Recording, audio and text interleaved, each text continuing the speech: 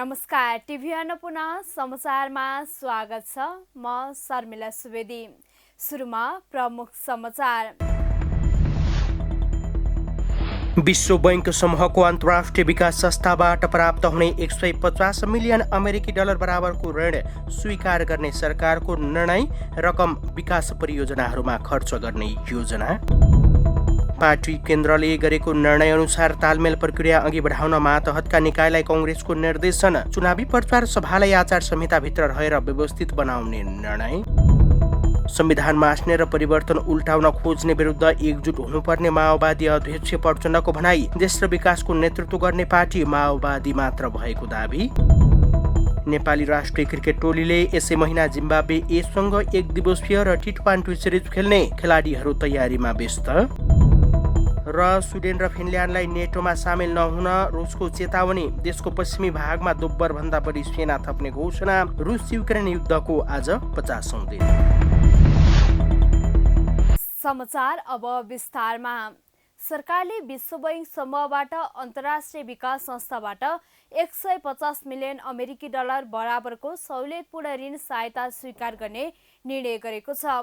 चैत्र 30 गते बसेको मन्त्री परिषदका निर्णय सार्वजनिक गर्न शुक्रबार सिंहदरबारमा आयोजित पत्रकार सम्मेलनमा सरकारका प्रवक्ता ज्ञानेन्द्र बहादुर कार्कीले विश्व बैंक समूहको अन्तर्राष्ट्रिय विकास संस्थाबाट प्राप्त हुने 150 मिलियन अमेरिकी डलर अर्थात् करिब 80 अर्ब बराबरको सहुलियतपूर्ण ऋण सहायता स्वीकार गर्ने निर्णय गरेको जानकारी दिए। त्यस्तै मन्त्री परिषद बैठकले संयुक्त राज्य अमेरिकाको अन्तर्राष्ट्रिय विकासका लागि सहयोग निकाय USAID-बाट प्राप्त हुने अमेरिकी डलर 659 मिलियन अर्थात् करिब 79 अर्ब 71 करोड रुपियाँ अनुदान सहायता रकम पनि स्वीकार गर्ने निर्णय गरेको छ। सशस्त्र प्रहरी बल नेपालको सशस्त्र प्रहरी महानिरीक्षक पदमा सशस्त्र प्रहरी अतिरिक्त महानिरीक्षक श्री पुष्पराम केसीलाई बढुवा नियुक्ति गर्ने, मायादेवी गाउँपालिकालाई आधारभूत अस्पताल, गाउँपालिकाको प्रशासकीय भवन लगायत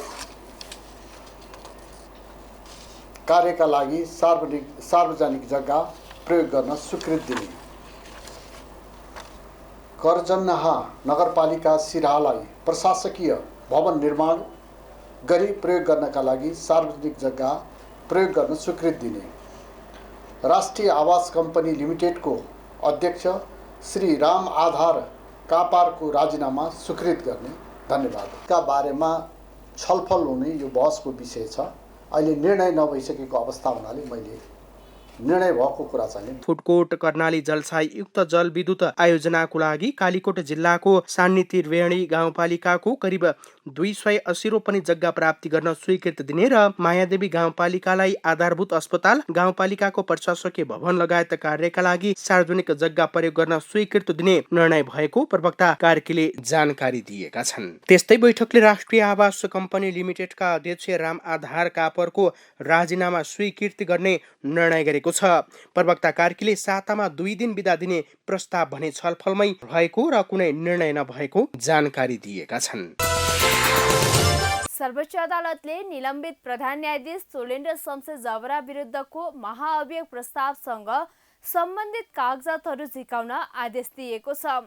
कायम मुकायम प्रधान न्यायाधीश दीपक कुमार कार्की, न्यायाधीशहरू ईश्वर प्रसाद खतिवडा, डाक्टर आनन्द मोहन भट्टराई, प्रकाशमान सिंह राउत र तेजबहादुर केसी सहितको संवैधानिक इजलासले कागजात झिकाउन आदेश दिएको हो। जबरामाथि संसदमा पेश भएको महाअभियोग प्रस्तावसँग सम्बन्धित सम्पूर्ण कागजातहरू संघीय संसद सचिवालयबाट झिकाउने आदेश गरिएको सर्वोच्च अदालतका प्रवक्ता विमल पौडेलले जानकारी दिएका छन्। गत 1 फागुनमा जबरा विरुद्ध प्रतिनिधि सभामा महाअभियोग प्रस्ताव दर्ता गरिएको थियो। नेपाली कांग्रेस, नेकपा माओवादी केन्द्र र नेकपा एकीकृत समाजवादीका 98 जना सांसदले हस्ताक्षर गरेर संसदमा महाअभियोग प्रस्ताव दर्ता गराएका थिए। त्यसका विरुद्ध अधिवक्ता डाक्टर पुण्य प्रसाद खतिवडा र दीपक विक्रम मिश्रले 11 फागुनमा सर्वोच्चमा रिट दायर गरेका थिए। महाअभियोग प्रस्ताव विरुद्ध अन्तरिम आदेश जारी गर्दै बदर गराई पाऊँ भन्दै उनीहरूले दायर गरेको रिटमा आज प्रारम्भिक सुनवाई भएको हो।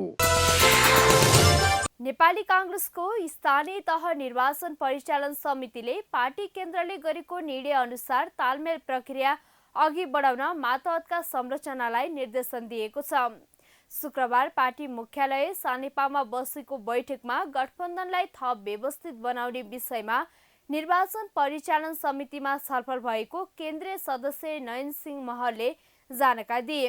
उनले गठबन्धनको मर्म विपरीत जान नहुने धारणा परिचालन समितिका संयोजक पूर्ण बहादुर खड्काले बैठकमा व्यक्त गरेको बताएका छन्। बैठकले निर्वाचनमा परिचालन हुनका लागि विभिन्न उपसमिति बनाउने निर्णय पनि गरेको छ। साथै प्रदेशिक र जिल्लाका प्रतिनिधि पठाउने तथा जिल्लाबाट पालिका तहमा प्रतिनिधि पठाउन तल्लो तहलाई निर्देशन दिने निर्णय गरिएको छ। चुनावी प्रचार सभालाई आचार संहिताभित्र रहेर व्यवस्थित बनाउने बारे पनि छलफल भएको महरले बताएका छन्। निर्वाचन आयोग समन्वय उपसमिति आचार संहिता आफैले पनि पालना गर्ने र अर्को उल्लङ्घन भएको छ भनेपछि त्यसलाई निर्वाचन आयोगसँग कसरी सम्बन्धित गरेर कसरी त्यसलाई लिङ्केज गरेर अगाडि बढाउने भन्ने कुरा हो। र विशेष गरी संयोजक पार्टीका उपसभापति पूर्णबहादुर खड्काज्यूले गठबन्धनलाई थप प्रभावकारी बनाउने र गठबन्धनले हामी सबैको अस्तित्व जोगिने भन्ने टाइपको कुरा गर्नुभएको छ। प्रदेश सहमति लेभलले प्रदेश कमिटी र जिल्ला कमिटीका बिचको समन्वय गर्छ र केन्द्रबाट 77 जिल्लामै जाने जो केन्द्रीय प्रतिनिधि छन् तिनीहरूले जिल्लामा आएको समस्या र त्यहाँको व्यवस्थापन पार्टीभित्रका अरू पार्टी र सबै गठबन्धन बिचका पार्टीका बिचको जो असमञ्जसता छ त्यसलाई पनि मिलाउने कुरा गर्छ। यस्तै विदेश विस्तृत सम्पर्क समिति र शुभेच्छुक संस्थालाई निर्वाचनमा सक्रिय परिचालन गर्ने कांग्रेसले तयारी गरेको छ। नेकपा माओवादी केन्द्रका अध्यक्ष पुष्पकमल दाहाल प्रचण्डले संविधान मास्ने र परिवर्तन उल्ट्याउन खोज्नेहरू विरुद्ध एकजुट हुनुपर्ने बताएका छन्।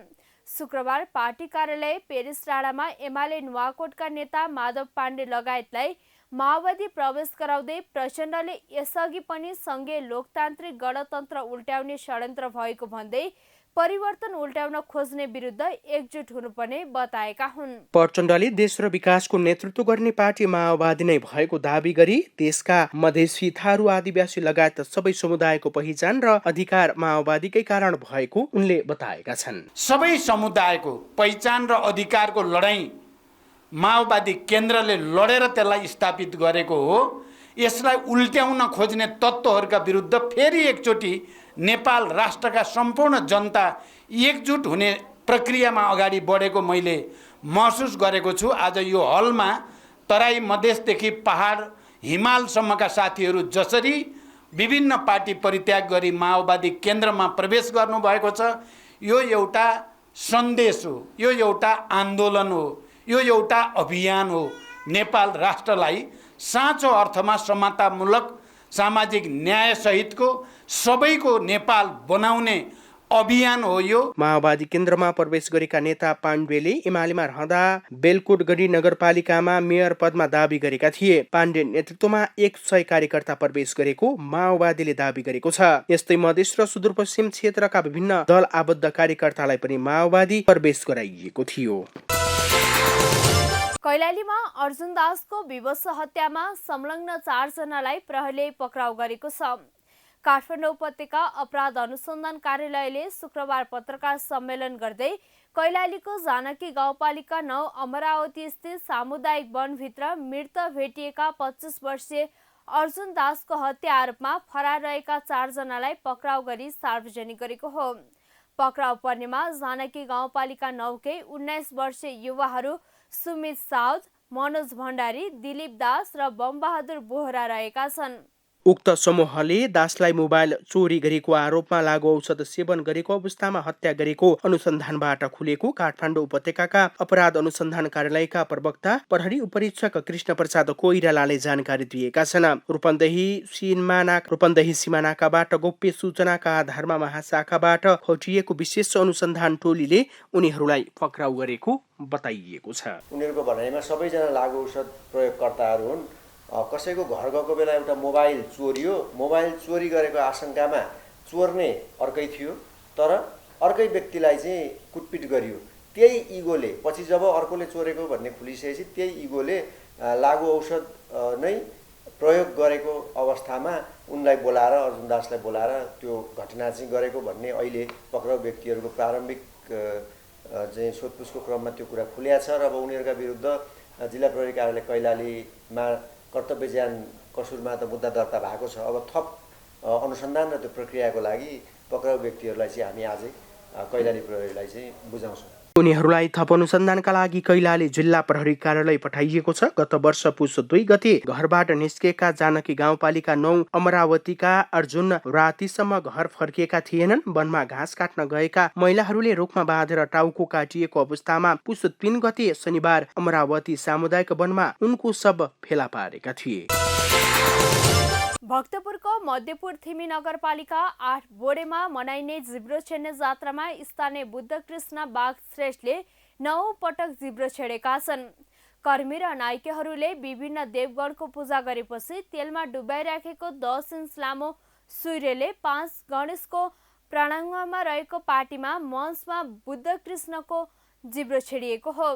चैत मसान्तको दिन बोडे महालक्ष्मी मन्दिर प्राङ्गणमा लिङ्गो उठाएपछि जिब्रो छेड्ने व्यक्तिले निराहार व्रत बसेर जिब्रो छेड्ने चलन रहिआएको छ। जिब्रो छेडेपछि चन्द्राकारको महादीप बोकेर टोल टोल घुम्ने र भागु टोलमा पुगेर 5 गणेश मन्दिरमा जिब्रो छेडेको सुइरो निकालेर महालक्ष्मी मन्दिरमा ठोकेपछि यो जात्रा सम्पन्न हुने परम्परा रहेको छ। मध्यपुर ठिमी नगरपालिकाद्वारा सञ्चालित नेपाल कोरिया मैत्री अस्पतालका एम्बुलेन्स चालक उनले यसअघि 2061 सालदेखि 2064 सालसम्म जिब्रो छेडेका थिए भने उनको आमाको निधनपछि बोडेको जुजो भाइ बाँस श्रेष्ठले 2065 देखि 2072 सालसम्म जिब्रो छेडेका थिए। पछिल्ला वर्षमा पुनः जिब्रो छेडेका बुद्ध कृष्णले यस वर्ष 9औं पटक जिब्रो छेडेका हुन्। दैवी शक्तिलाई आधार मानेर प्राचीन कालदेखि नै मनाइदै आएको बोडेको सिङ्गो ऐतिहासिक धार्मिक र संस्कृतिसँग सम्बन्धित यो जात्रा नीलबाराही देवगणसँग सम्बन्धित रहेको बताउँदै आइएको छ। अब खेल समाचार। नेपाली राष्ट्रिय क्रिकेट टोलीले जिम्बाब्वे एसँग समान 3 खेलको 1 दिवसीय र T20 श्रृङ्खला खेल्ने भएको छ। घरेलु मैदान TU क्रिकेट रङ्गशालामा हुने श्रृङ्खला 30 अप्रिलदेखि 9 मेसम्म चल्नेछ। नेपालले जिम्बाब्वे एसँग सुरुमा 1 दिवसीय श्रृङ्खला खेल्नेछ। उक्त सिरिज 30 अप्रिलदेखि 4 मेसम्म चल्नेछ। खेल बिहान 9 बजेदेखि सुरु हुनेछ। यस्तै T20 श्रृङ्खला 6 देखि 9 मेसम्म हुने नेपाल क्रिकेट संज्ञानले जनाएको छ। खेल दिउँसो 1 बजेदेखि सुरु हुनेछ। यसअघि नेपालले घरेलु मैदानमा पपुवा न्यू गिनी PNG सँग 2 खेलको 1 दिवसीय र एसिया T20 श्रृङ्खला खेलेको थियो। अब अन्तर्राष्ट्रिय समाचार। रुसले बिहिबार स्विडेन र फिनल्यान्डलाई नेटोमा सामेल नहुन चेतावनी दिएको छ। साथै रुसले आफ्नो पश्चिमी भागमा दोब्बरभन्दा बढी सेना थप्ने पनि बताएको छ। रुसले चेतावनी दिँदै बिहिबार टेलिग्राममा एक विज्ञप्तिमा स्थल र वायु रक्षा बलहरू बलियो बनाइने कुरा उल्लेख गरेको अन्तर्राष्ट्रिय सञ्चार माध्यमले जनाएका छन्। रुसी राष्ट्रपति भ्लादिमिर पुटिनको 2 दशकको शासनकालमा सन् 2008 देखि 2012 सम्म रुसको राष्ट्रपतिको रूपमा सेवा गरेकाको सुरक्षा परिषदका उपाध्यक्ष दिमित्री मेदवेदेवले यस्तो चेतावनी दिएका हुन्। यता बिहिबार युक्रेनमा रुसी आक्रमण भएको 50 दिन पूरा भएको छ र मस्कोको दृष्टिकोणमा उल्लेखनीय परिवर्तन भएको छ। यता बिहिबार युक्रेनमा रुसी आक्रमण भएको 50 दिन पूरा भएको छ र मस्कोको दृष्टिकोणमा समेत उल्लेखनीय परिवर्तन भएको छ। टिभी अन्नपूर्ण समाचार अहिलेलाई यति नै। टिभी अन्नपूर्ण तपाईले हाम्रो वेब पेज tvannapuna.com सँगै फेसबुक, ट्विटर, युट्युब तथा मोबाइलमा टिभी अन्नपूर्ण एप अनि विन्डोज मार्फत आफ्नो टेलिभिजन सेटमा समेत हेर्न सक्नुहुनेछ। पल पलको अपडेटका लागि तपाईँ नेपालकै पहिलो अनलाइन टेलिभिजन टिभी अन्नपूर्ण हेर्दै गर्नुहोला। नमस्कार।